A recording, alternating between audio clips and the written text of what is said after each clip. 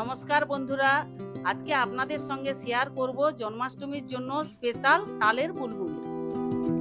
তাই প্রথমেই একটা পাত্র নিয়ে নিচ্ছি।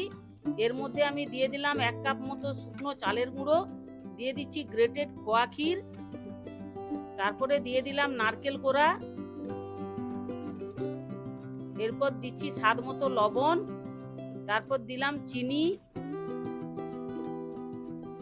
এবার শুকনো চালের গুঁড়ো বলে আমি তালের মাড়টা গরম করে রেখেছি, সেটা দিয়ে ভালো করে মেখে নিচ্ছি। কিছুক্ষণ পরে আবার হাত দিয়ে আমি ভালো করে ফেটিয়ে মেখে এবার ঢেকে রেখে দিচ্ছি আধ ঘন্টার জন্য।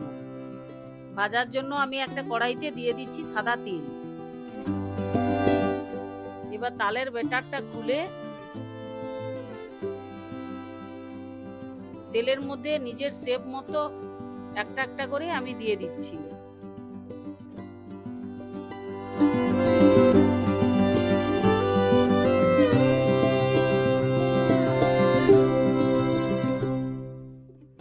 আপনারা চাইলে এটা বড় করেও দিতে পারেন, আবার একটু ছোট করেও দিতে পারেন।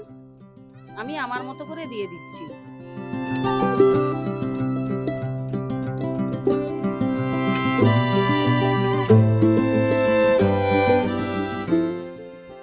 এটা কিন্তু খুব লো আঁচে ভাজতে হবে, বেশি তাপ দিয়ে দিলে তখন ওপরটা ভাজা হয়ে যাবে, ভেতরটা কাঁচা থেকে যাবে।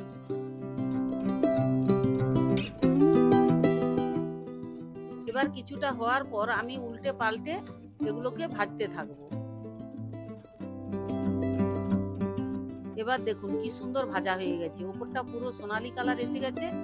এবার উল্টে পাল্টে আস্তে আস্তে করে ভেজে আমি এটাকে তুলে নিচ্ছি। তৈরি হয়ে গেল আমার তালের বুলবুল।